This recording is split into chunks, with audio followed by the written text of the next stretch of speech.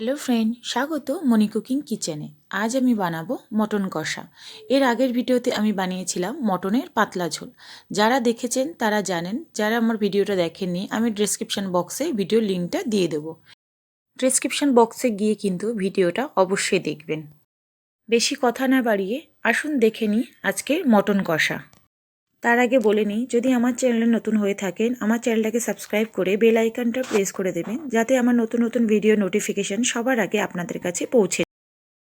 আসুন দেখে নিই আমার মটন কষা করতে কি কি লাগবে। নিয়ে নিয়েছি 4 টুকরো মতো পেঁপে, 6 টুকরো মতন আলু আপনাদের পরিমাণ হিসেবে নেবেন। আর নিয়েছি এখানে 500 গ্রাম মতন মটনটাকে আমি প্রথমে ম্যারিনেট করে নেব। তার জন্য এখানে দিয়ে দেব 2 টিস্পুন আদা রসুন পেস্ট, 2 টিস্পুন মতো টমেটো পেস্ট দিয়ে দেবো। টমেটো পেস্টটা অপশনাল, আপনারা দিতেও পারেন নাও দিতে পারেন। 1 চামচ মতো কাঁচা লঙ্কা বাটা দিয়ে দেবো। টমেটোটা অপশনাল আমি এই কারণেই বললাম, কারণ আমি এখানে টক দই ব্যবহার করব। টক দই ব্যবহার করলে টমেটোটা আপনারা নাও দিতে পারেন। আমি এখানে দোকানের টক দই ব্যবহার করেছি, আপনারা চাইলে হোমমেড টক দইও ব্যবহার করতে পারেন। টক দই দিলে কিন্তু মাংসটা সফট অ্যান্ড জুসি হয়।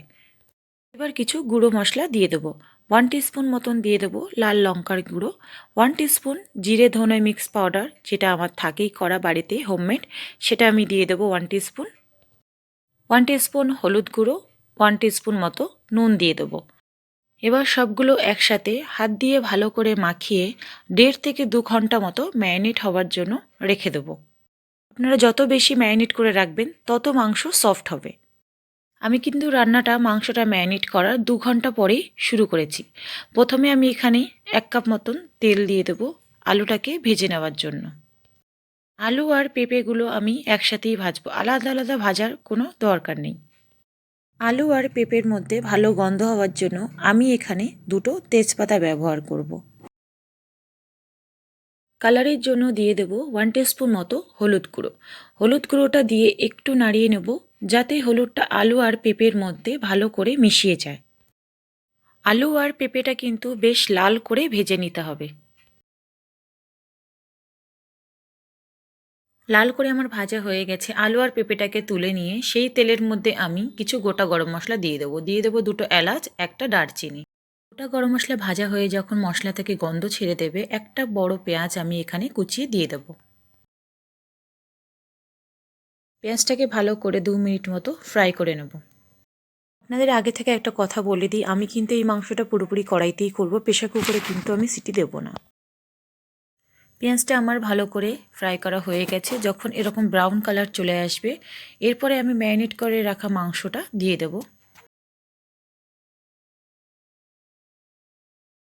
মাংসটা দেওয়ার পরে প্রায় 20 থেকে 22 মিনিট মতন আমি কষাবো। মাংসটা কষানোর সময় কিন্তু গ্যাসটাকে লো টু মিডিয়াম আঁচেই রেখে দিতে হবে। গ্যাসটা যদি আপনারা জোরে দিয়ে রান্না করেন, তাতে কি হবে, মশলাটা আপনাদের তাড়াতাড়ি পুড়ে যাবে কিন্তু মাংসটা সেদ্ধ হবে না। এখানে একটু কালারের জন্য আমি 1 টিস্পুন মতন কাশ্মীর লঙ্কার গুঁড়ো দিয়ে দেব। 5-7 মিনিট পর পর একটু নাড়িয়ে দিতে হবে, দেখে নিতে হবে মশলার গায়ে যেন না লেগে যায়। মাংসটা আমি ঢাকা দিয়ে দিয়ে কষাচ্ছি, তার জন্য দেখুন কতটা পরিমাণে জল বেরিয়েছে। এই জলে কিন্তু আমার পুরো মাংসটা সেদ্ধ হয়ে যাবে। আমি এবার এখানে 1/2 টিস্পুন মতন গরম মশলা ইউজ করব। আপনারাও চেষ্টা করবেন মাংস কষানোর সময় একটু ঢাকা দিয়ে কষাবেন, তাহলে দেখবেন যে কোনো মাংস যদি আপনারা ঢাকা দিয়ে কষান, মাংস কিন্তু খুব সফট হয়। আমার মাংসটা কিন্তু অলমোস্ট রেডি হয়ে গেছে। আমি একটু চেক করে দেখে নেব খুন্তি দিয়ে মাংসটা আমার সেদ্ধ হয়েছে কিনা। মটন কিন্তু আমার পুরো সেদ্ধ হয়ে গেছে। এবার মটনটাকে আমি আলাদা পাত্রে নামিয়ে নেব। আজকে রেডি হয়ে গেছে আমার মটন কষা। আপনারা আমার মতন করে একবার বাড়িতে বানিয়ে খেয়ে দেখবেন, আশা করি আপনাদের ভালোই লাগবে।